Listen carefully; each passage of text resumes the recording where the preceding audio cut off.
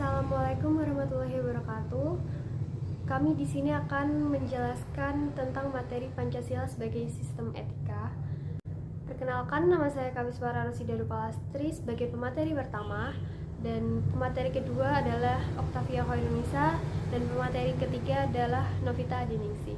Baik, saya akan mulai ke pengertian etika. Apa sih etika itu? Jadi etika itu berasal dari bahasa Yunani kuno, yaitu ethos, yang artinya adalah adat kebiasaan. Pengertian etika secara khusus sendiri adalah ilmu tentang sikap dan kesusilaan suatu individu dalam lingkungan pergaulannya yang kental akan aturan dan prinsip terkait tingkah laku yang dianggap benar. Sedangkan pengertian etika secara umum adalah aturan, norma, kaidah, atau tata cara yang biasa digunakan sebagai pedoman atau asas suatu individu dalam melakukan perbuatan dan tingkah laku.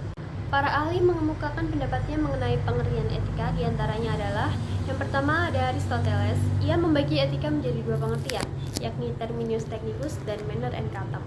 Terminus technicus merupakan etika sebagai ilmu pengetahuan yang mempelajari problema tingkah laku atau perbuatan individu atau manusia. Sedangkan manner and catem merupakan pengkajian etika yang berkaitan dengan tata cara dan adat yang melekat dalam diri individu, serta terkait dengan baik dan buruknya tingkah laku, perbuatan, ataupun perilaku individu tersebut. Yang kedua ada dari W.J.S. Purwadarminta. W.J.S. Purwadarminta merupakan salah satu tokoh sastra Indonesia. Ia mengungkapkan bahwa etika adalah ilmu pengetahuan terkait perbuatan dan perilaku manusia yang dilihat dari sisi baik dan sisi buruknya yang ditentukan oleh manusia pula. Yang ketiga ada Profesor Dr. R. Sugarda Purbalkawaja. Ia memberikan definisi bahwa etika adalah suatu ilmu yang memberikan arahan, acuan, dan juga pijakan pada suatu perilaku atau perbuatan manusia. Dengan begitu, kita bisa simpulkan bahwa etika adalah ilmu yang mempelajari baik dan buruknya serta kewajiban, hak, dan tanggung jawab baik itu secara sosial maupun moral pada setiap individu di dalam kehidupan bermasyarakatnya, atau bisa dikatakan juga bahwa etika mencakup nilai yang berhubungan dengan akhlak individu terkait benar dan salahnya. Baik, di sini saya akan menjelaskan materi selanjutnya, yaitu tentang aliran besar etika dan etika Pancasila. Yang pertama yaitu aliran besar etika. Aliran besar etika dibagi menjadi tiga, yaitu yang pertama etika deontologi. Menurut Immanuel Kant, suatu tindakan dinilai baik atau buruk berdasarkan apakah tindakan tersebut sesuai atau tidak dengan kewajiban. Nah, contohnya adalah pada penggunaan smartphone. Hal tersebut dinilai baik apabila digunakan untuk belajar atau hal positif lainnya, dan dinilai buruk apabila digunakan untuk tindak kejahatan. Yang kedua yaitu etika teleologi. Etika teleologi adalah suatu tindakan dinilai baik atau buruk itu berdasarkan tujuan atau akibat dari tindakan tersebut. Contohnya adalah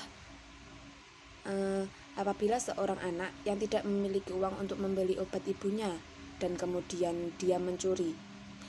Nah, tindakan tersebut dinilai baik karena tujuannya adalah untuk membeli obat ibunya. Yang terakhir adalah etika keutamaan, yaitu tindakan dapat dilihat dari pengembangan karakter moral pada diri setiap orang. Contohnya yaitu apabila seorang anak yang berkata jujur sesuai dengan kenyataan. Nah, tindakan tersebut dinilai baik karena sesuai dengan keutamaan kejujuran. Selanjutnya adalah etika Pancasila yang merupakan etika dasar tentang penilaian baik dan buruk terhadap nilai-nilai Pancasila, baik dari segi nilai ketuhanan, nilai kemanusiaan, nilai persatuan, nilai demokrasi, dan nilai keadilan.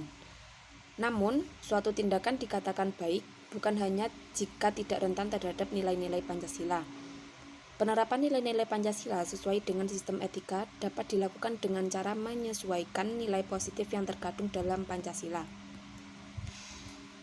Dengan menerapkan etika yang sesuai dengan nilai Pancasila tersebut, maka akan menjadi kekuatan moral yang besar apabila keseluruhannya dijadikan landasan moral dan diterapkan dalam kehidupan berbangsa dan bernegara. Fondasi utamanya adalah dari keluarga dan lingkungan sekitar, serta didukung oleh pemikiran pribadi setiap individu untuk melakukan sesuatu yang benar sesuai dengan nilai-nilai yang terkandung dalam etika Pancasila. Baik, materi selanjutnya adalah Pancasila sebagai solusi persoalan bangsa dan negara. Sebagai dasar negara, Pancasila dipergunakan untuk dapat mengatur seluruh tatanan kehidupan bangsa serta negara Indonesia. Hal ini mengandung arti bahwa segala sesuatu yang berhubungan dengan pelaksanaan sistem ketatanegaraan Negara Kesatuan Republik Indonesia harus sesuai dengan Pancasila, yang mana Pancasila merupakan dasar dari aturan semua ketatanegaraan di Indonesia. Faktor penyebab problem bangsa. Ada banyak sekali problem bangsa yang ada di Indonesia yang disebabkan oleh faktor-faktor seperti berikut, yakni 1. Kemiskinan. Kemiskinan banyak sekali terjadi di Indonesia dan banyak menimbulkan masalah-masalah selanjutnya seperti kejahatan, pencurian, dan lain-lain. Yang kedua, ada kualitas pendidikan yang rendah. Kualitas pendidikan yang rendah mempengaruhi tenaga kerja Indonesia ke depannya, sehingga apabila banyak yang mengangguran, maka akan terjadi kemiskinan dan juga meningkatnya kejahatan yang ada di Indonesia. Yang ketiga, ada pengelolaan sumber daya alam yang buruk. Yang keempat, ada kasus SARA. Yang kelima, ada kesenjangan sosial antara si miskin dan yang kaya, antara yang berkuasa dan tidak. Yang keenam, ada kemacetan lalu lintas yang sering terjadi di Indonesia. Dan yang terakhir adalah pengangguran, yang mana pengangguran tadi bisa disebabkan oleh tingkat pendidikan yang rendah dan juga kemiskinan. Selanjutnya, solusi untuk mengatasi problem bangsa. Nah, saya tadi sudah menyebutkan faktor yang mempengaruhi terjadinya problem bangsa. Nah, sekarang adalah solusi untuk mengatasi problem bangsa tersebut, yakni adil dalam membagi kekuasaan, jadi tidak terpilih-pilih atau pilih kasih. Yang kedua, ada pemerataan pendapatan. Jadi semuanya dibagi rata tanpa ada yang membeda-bedakan yang lebih besar atau yang lebih kecil untuk bagian pendapatan. Yang ketiga, ada pemerataan pendidikan. Di Indonesia kan ada banyak sekolah yang mungkin masih tertinggal atau masih kurang layak. Nah, itu perlu dibenahi lagi agar pendidikan di Indonesia dapat merata dengan baik. Yang keempat, ada pemerataan pengetahuan dan wawasan. Yang kelima, ada pemerataan kesehatan. Nah, di Indonesia juga masih ada banyak seperti posko kesehatan, puskesmas yang masih belum layak, atau pembagian kartu Indonesia Sehat untuk keluarga yang kurang mampu. Nah, itu perlu diratakan lagi agar seluruh masyarakat Indonesia mampu berobat apabila sakit.